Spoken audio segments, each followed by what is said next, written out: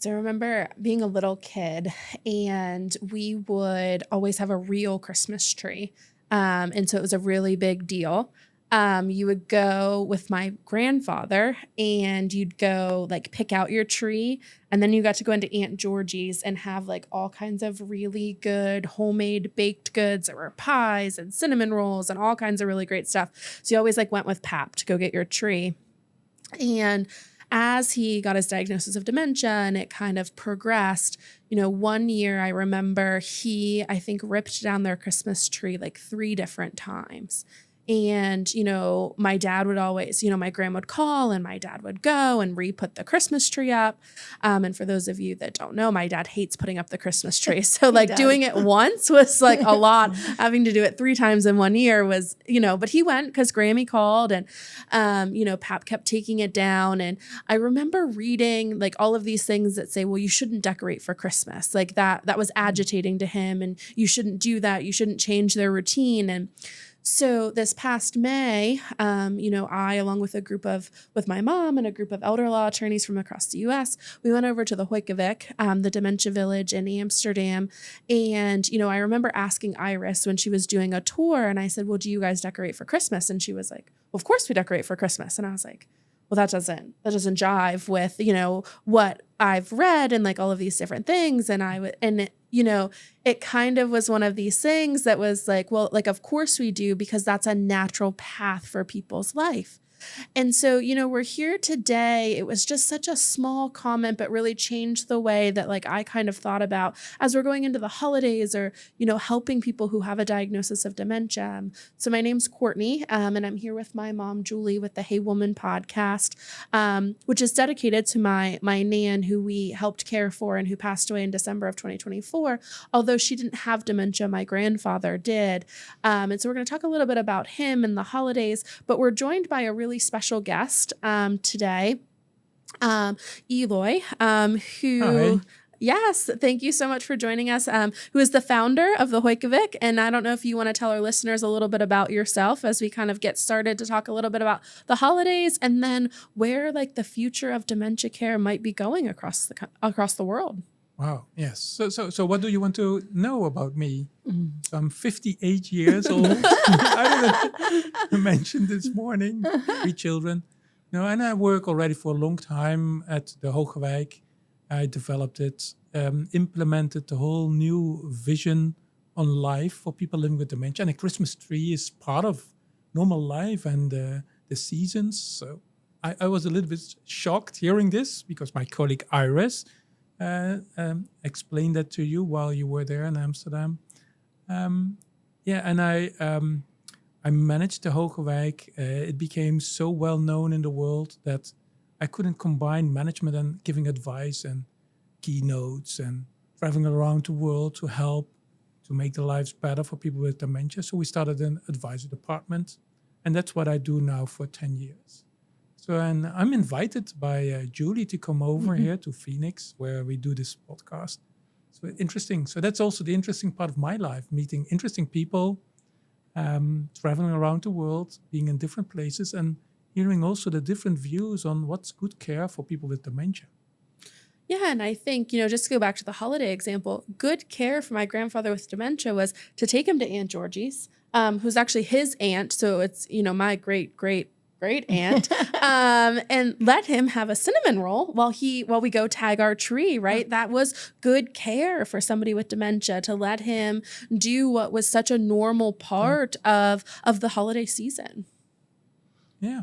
Great to hear, by the way, all your personal stories. And I think, the holidays, but also there's other guidance out there about like getting rid of colors because they're agitating. And again, when we were at the dementia village, like there's all these colors. And I asked Iris about that too, which was, wow, like this is so stimulating. And she was like, well, of course, like we were in a place where I think they were doing activities and stuff, and she said it would make sense. Like, she explained to me why that color would make sense in a Dutch lifestyle, in a Dutch community, and why would we not have color? And I think that that's really kind of, Eloy, what you bring to this conversation, which is proof that we don't have to take life away. And as we go into the holidays, we don't have to take the holidays away. And quite honestly, normalcy, your own rhythm, your own yearly patterns is important. Normalcy. Also for people with dementia, normalcy, a normal living environment, normal colors, familiar. So not the institutional setting where we take away everything what was normal for you. So my work is pretty easy, you could say. I preach normalcy in the world also for people with dementia because they are so human beings. And we went away from that in our societies because we focus too much on the clinical side, the disease, the things you lost or you lose, while people are able to do so much. So being part of the Christmas event and having that rhythm of and the food, that makes you happy. Also in your family, I would say. Yeah. The smell of the Christmas tree, a real one, like in my home as well. Yeah, it's funny. The real Christmas tree is something that we've held on to for a long time. And, my grandfather has been passed away for a number of years, but it's still something you go do. And you think about, the years that even with the advanced dementia, he would come out and he would sit, even when he didn't want it was interesting when he didn't want the tree in his home. That same year he came out to our house and he sat, and my brother and I were decorating the tree. So we only decorate the tree when all of us kids are home. And so my sister must have been there somewhere. And, I remember my brother's up on the ladder and, my grandfather's sitting there and he was like, "That's a nice tree." And I was a big one with the ladder. Yeah. About 8 foot, I think. We were putting the top on it. Okay. So we needed just a little bit of a ladder. But, it's interesting when you say normal. I think people take that two different ways. So normal is, keep it the same every day, but normal actually is change, and it's changing with the seasons. And, we can talk about the holidays, or you talk about what's normal with being outside in the summer in some areas, and what's normal for one person isn't normal for somebody else. Exactly. So that's important to realize. So it's not one norm. And you were talking about your family things in life and how that happens. So that's normal for your family, but it's abnormal for my family. We don't decorate the Christmas tree together. I have to do that always. My children, I don't know where they were. So it's everybody's normal. That's what you also have to offer. When you offer a new place where people live, try to offer that normalcy for every individual. That's why lifestyles are so important. That's why you see the colors and the variety in the Hoogwijk when you walk around. It's not one size fits all. So that's so important. And also in your Christmas activities, it's your family Christmas activities. It's even important for you. I can see that when you explain it and talk about it. So it's part of your life as well. Yes, absolutely. And so I think, when we think about the future of caring for somebody who has dementia, I think one of the biggest mindset shifts that I took away is thinking about the person as a whole and what their norm is. But we'd love to know, from you, what's next? What do you think people should know if they're trying to change the way they're caring for people who have a diagnosis of dementia? Yeah, that's an interesting question, looking in the future. And so you can look from different perspectives, from a more institutional way, of the professional way, or are you as a informal, I call them informal caregiver way. I don't know exactly what the future will bring, but if you see, we have a lot of challenges worldwide in staffing institutional settings. So institutional settings or dementia villages in general, where there's also a lot of staff, is not the future, I would say. Improving the existing places where people live with dementia is definitely the future. So there's a lot to improve, to humanize, to normalize, stepping away from the clinical, medical, institutional thinking. That's, for me, the future, at least I preach that as the future. So realizing that we are human beings, that with living, there are risks that come with living, like today as well. We stepped into a taxi without a driver. That's the future. And we took the risk. It I think, did it quite well. I was impressed. But it's about life, living, talking about that much more, about life, living, and dying. And so death, we must realize that, because technology, the clinical interventions that are possible today, it's an intervention in a certain part of your life or body, but there's much more. So that holistic view, we must look at that much more and discuss it. That's what I see as a future. So not building all new structures where people move out their house, but accept maybe also more that life ends and that things can happen, but you enjoyed life to the fullest, to the max. Some people really benefit from institutions or dementia villages, absolutely, and it's the better place. It's about destigmatizing how we look at people with dementia in our societies. And that's what we also show with the new models and the holistic view. People have a lot of abilities, so a lot for the future in many words. I think it's interesting when you talk about, I'm surprised to hear you say, like, the dementia village isn't the future. No. But the way we think in dementia villages, that's the future. Yeah. But building only dementia villages, who's going to work there? Mm-hmm. So we must also learn about the abilities people with dementia still have, the risks that come with living. And if you dive deep into the concept of the dementia village, the Hogewijk in the Netherlands, we also have a specific view on what's good care in the last phase of life. A good care and what kind of care we don't do anymore in the last phase of life. Clinical interventions. We could make a whole episode and discuss a day about that. And I will invite our specialty eldercare physicians.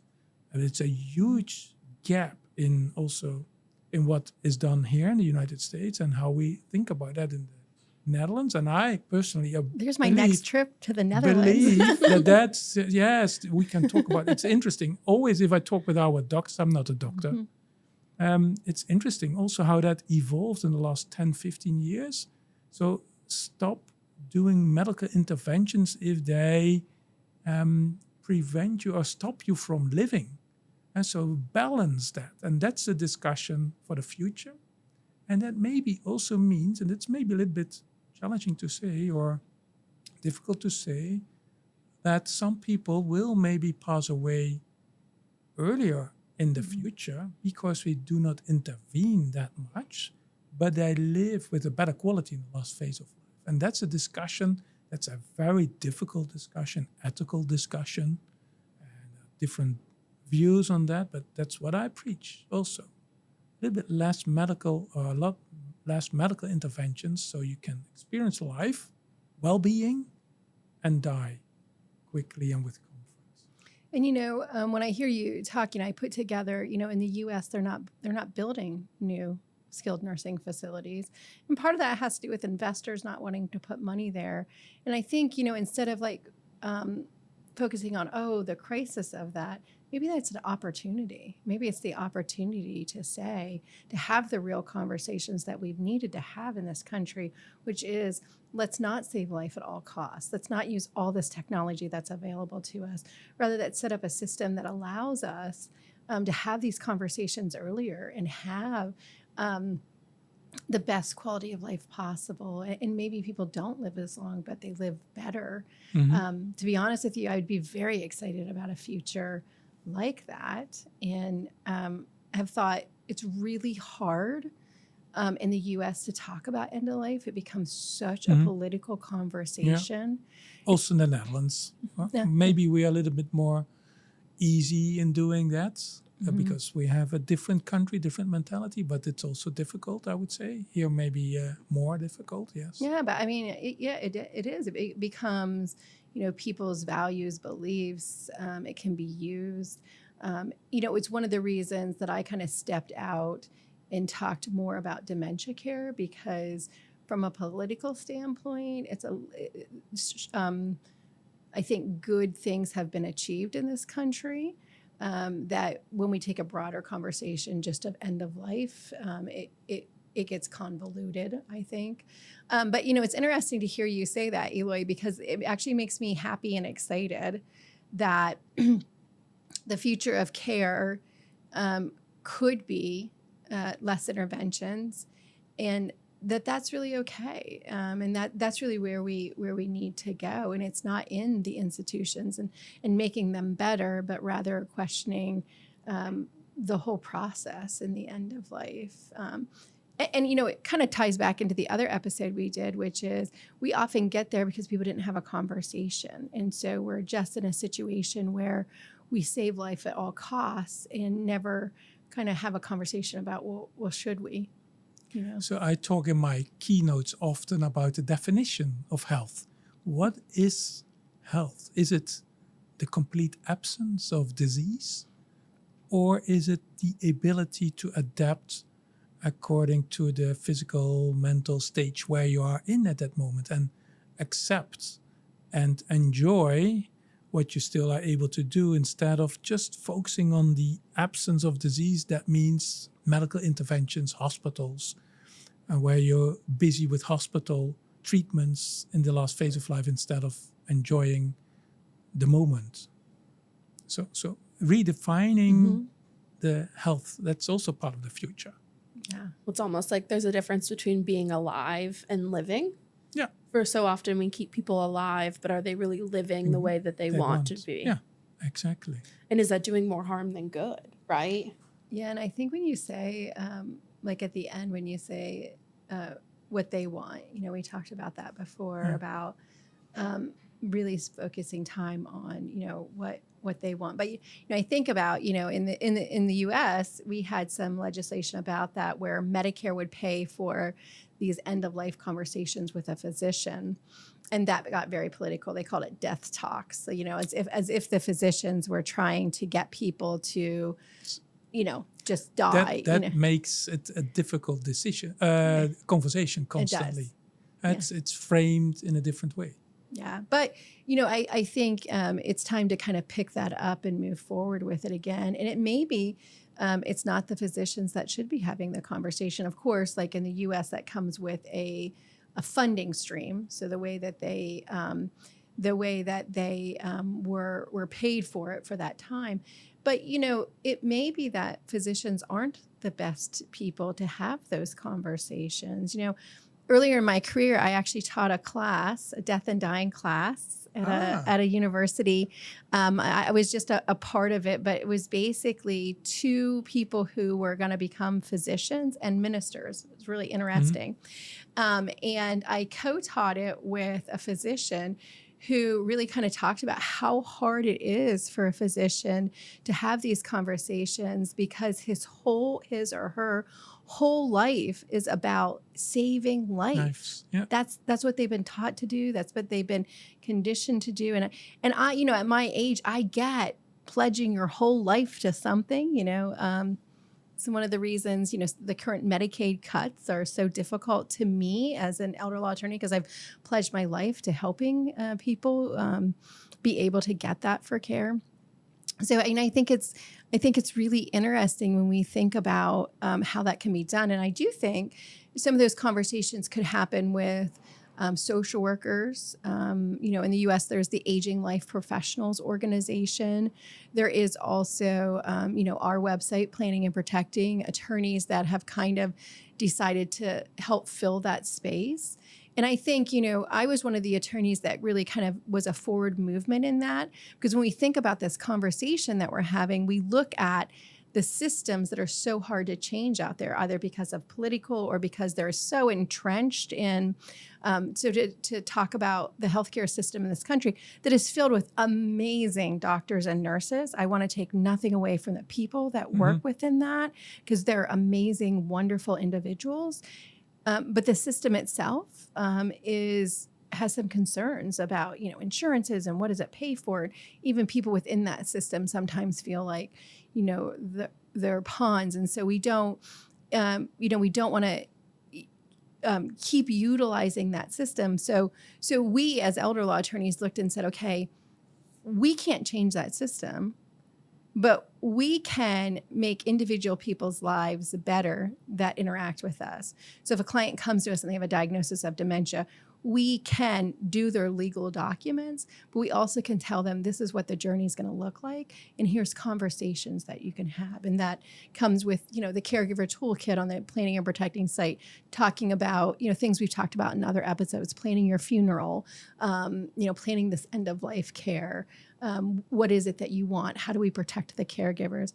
And the driving force for me, quite honestly, is when you see and read the statistics of caregivers. There's a thought in this country that people don't care for the elderly. That's absolutely not true. Absolutely not true. In fact, quite honestly, in my role as an elder law attorney, I've watched people literally almost kill themselves, sacrifice their own health, their own relationships, their marriage to do what's necessary to care for their loved one. And it just shouldn't be that hard. And that's why you also need good places to move towards if the burden for the caregiver becomes too high, or the place, your home, is not the best place anymore to live if you're living with complex care needs. But that place where you move towards must be a good place. And people sometimes stay too long at home because they don't trust the other place, or they see it's not a place that is so nice to go to. So that's finding the right balance in the future. And certainly you made a comment about, having the caregivers. And that's certainly an issue here in the U.S. as far as having that workforce that's able to care. And I know there's some technology that's out there. I know just Monday of this week, I was at our own dementia boot camp, which Eloy spoke at for my law office in North Central Pennsylvania. And one of the people there owns a facility that is what we call a memory care unit. And they were so excited that they got through the regulations within our state to use AI, some artificial intelligence, to help care for people. And first of all, I'd like to say hats off to them for being bold and taking on the regulations and getting it passed. And so I think it's a wonderful thing of using AI in this situation, trying to figure out if somebody fell and did they hit their head? Because if they hit their head, they might have to go out to the hospital. But if they didn't hit their head, they don't have to. And if we have that. And so one part of me is really excited. But then the other part of me is concerned because I know that so much of care is about that social connection. Absolutely. Yeah. And what if technology takes that away? But technology can also help in that case. So I've seen pilots with robots and not looking like a human, but just robots and animals and other features. And if you add AI, smart technology, to them, they will recognize the person in front of them because the people created a bond with those robots and they became friends. Not a human friend, but a different friend. And if that person knows your life story, knows your favorite music, knows your favorite topics to talk about, everything is available online, so that robot can have a good conversation with you. So that could be part of the future, could not replace the human connection, absolutely not. So I believe most humans like human connections, but it can help to give more comfort or a nice conversation. Like I took the taxi, I stepped into the taxi and I trusted technology that we would arrive here after 20, 25 minutes drive. Yes. Yep. So it worked. I will tell our listeners, I don't think he was really thrilled that we were doing it, but 3 Uber drivers canceled on us. So Human beings canceled us, so technologies saved our lives, sort of. Yeah. So we're in Phoenix, and it's one of the cities that is being served by Waymo. And so that's what we're talking about, getting into a car that does not have a driver. And for those of people who are listening who live in cities that are used to it, because they're in Austin, they're in Phoenix, they're around the U.S. But for those of us who come from places where we hadn't seen it before, it is definitely what you're saying, is to trusting that technology that's clearly coming. And well used, it can help. Mm-hmm. It can help everybody, us, but also elderly, also people with dementia. But it cannot replace the human connections that are important, social connections. No, absolutely. And I think, you make a good point, which is the robot is learning your favorite things. And so I do, like, for the caregivers that are sitting here as humans and listening, one of the things is just remembering or learning or writing down somewhere. And so that's our hope with, the caregiver toolkit that's available on the planningandprotecting.com website, but just writing down some of the favorite things of the people that you're caring for. That way you have it to reference back to. Language, I think, is a common theme in this conversation. Languaging is so important in what you're saying and how you're saying. And so somebody who, has a diagnosis of dementia, it's important that we're using the right languaging when we're talking to them, about them, for them, wherever that might be. And we're having the right conversation, because they might not go into an institution, but if you're caring for them at home, you have so much control, which is was a real benefit to being able to do that, to allowing somebody to age in place kind of where they're at. Yeah, absolutely. And I think too, like, you talk about, aging in place, and understand that, in my experience, a lot of times it's that woman who really wants to age in place. And in my office, I see a lot of situations where men are caring for their wives who have dementia, and they want to move with them. They're saying, I'm not going to be able to care for her, and I know it, but I want to be with her and support her. And I think that's important. It goes with what you said, Court, which is really writing down, listening, and looking at the situation that you have and that self that's there. Eloy, if you don't mind, I want to move the conversation a little bit to something that you talked about, connections, and we're talking about the future of care. And when I was at the Dementia Village, I was like, so first of all, just so all the listeners understand, we've talked about this on other episodes, but if you weren't on it, we're talking about, Eloy being the founder of this idea that there was a skilled nursing facility with complicated care. Absolutely. And he said, we can do this better, and turned it into a village where people live in, 7 people live in a little group home, all connected by a village with a supermarket and a restaurant. When I was there, really, hit home that these are people who in the U.S. would be in a skilled nursing facility, living their lives by their lifestyles and making their choices and going to a supermarket with their caregiver and making a meal. But the village itself is closed. It's a secure, closed unit. And one of the things that you guys talked about in the future is opening the door so that it's not secure. And I thought it was really interesting because you talked about what you guys have done to educate the community around you about people who might leave and maybe need some help from them. And I think to myself, isn't that also part of the future, whether it's a secured or not secured unit, more importantly to me, about educating the communities around us to help support better? That's absolutely true, and that's ongoing.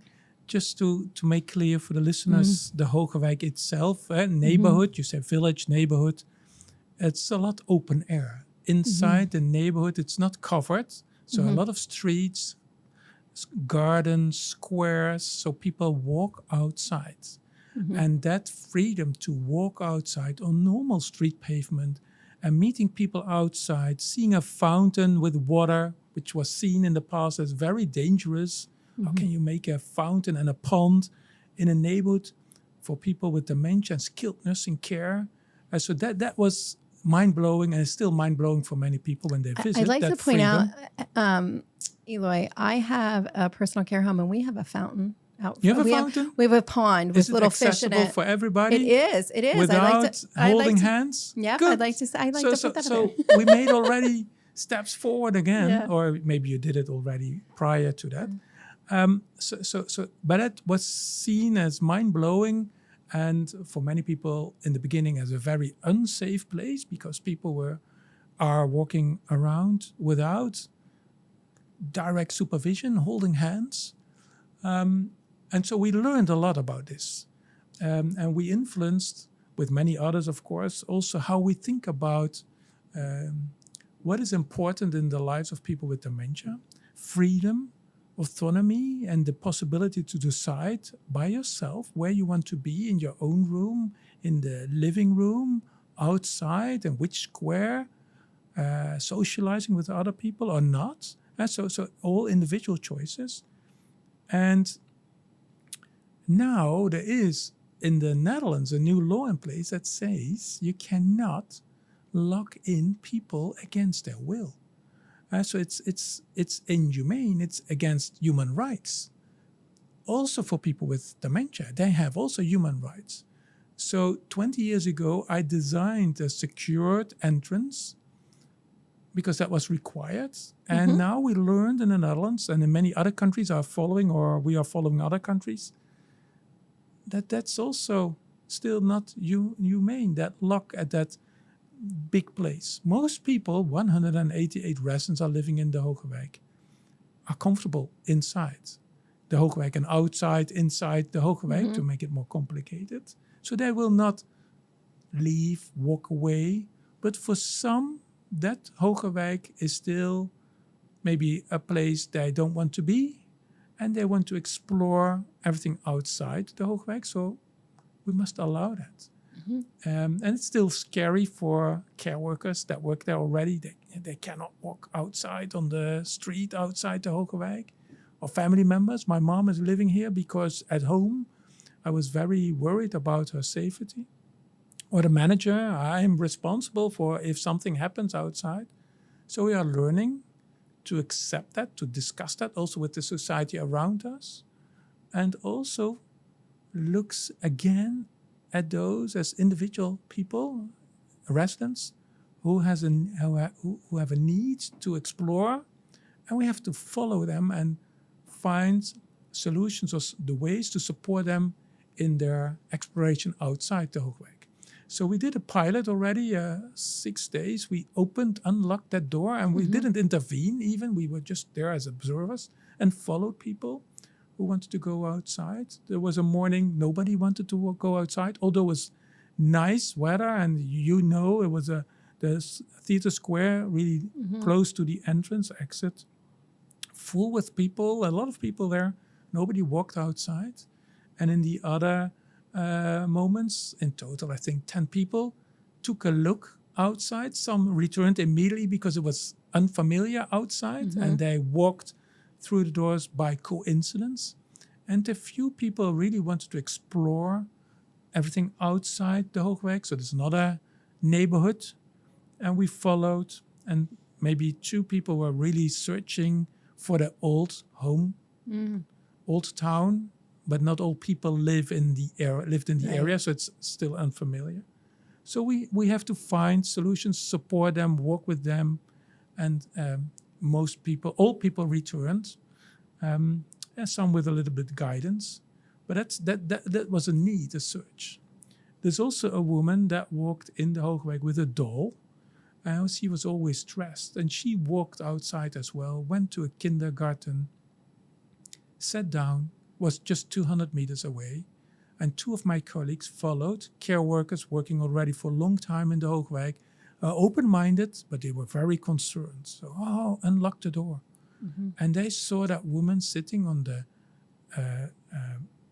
sitting in the kindergarten, so relaxed, so different. And after 20 minutes, she walked back really relieved. So it reduced the stress. The Hoogweg works beautiful because it is a good place for many people. It's relaxing, comfort. But for her, this moment was the next level.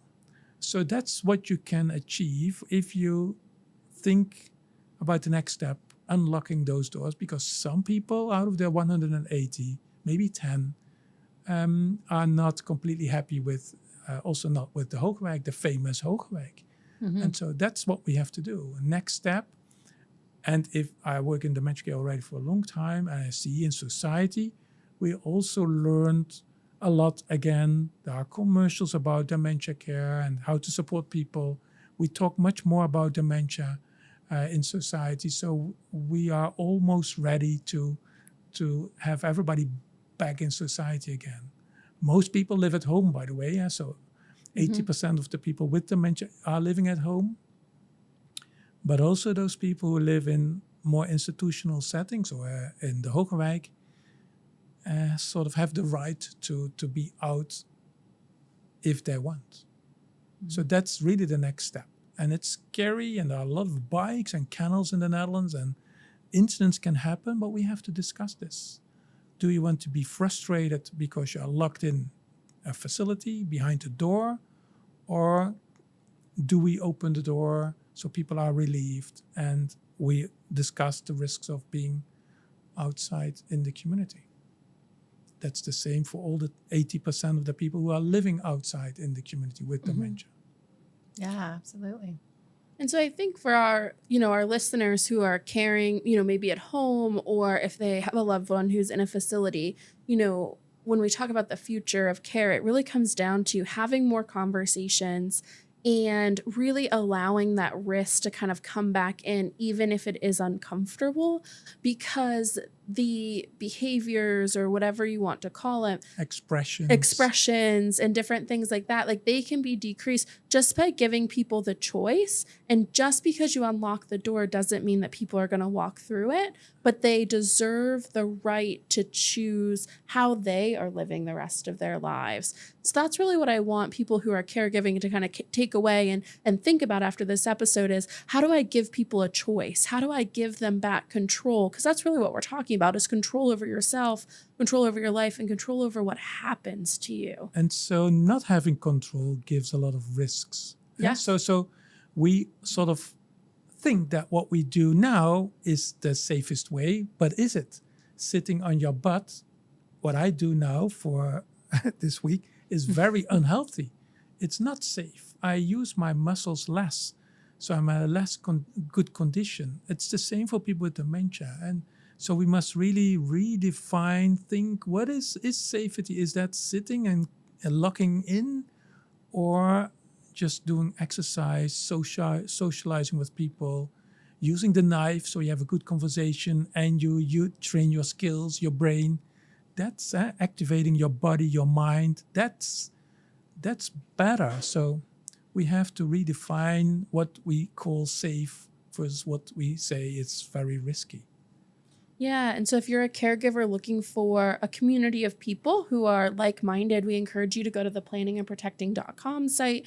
We encourage you to follow the Hey Woman podcast on TikTok, on Instagram, on Facebook, where we're posting all kinds of different resources that kind of fall into this mindset as we continue to move through to the future. Because the only way we're going to get there is by unlocking as many people to think in a different way as possible. And so I want to thank our listeners for continuing to listen along with us. And I want to thank Eloy for spending the time and helping us think about this in just a different way, because it really is together that we'll kind of move through this and be able to unlock and have conversations about care to truly give the people that we're caring for the best journey possible. Thank you, Courtney. Thank you, Julie. And I hope you have a nice Christmas at the end of this year. Thank you. Thank you.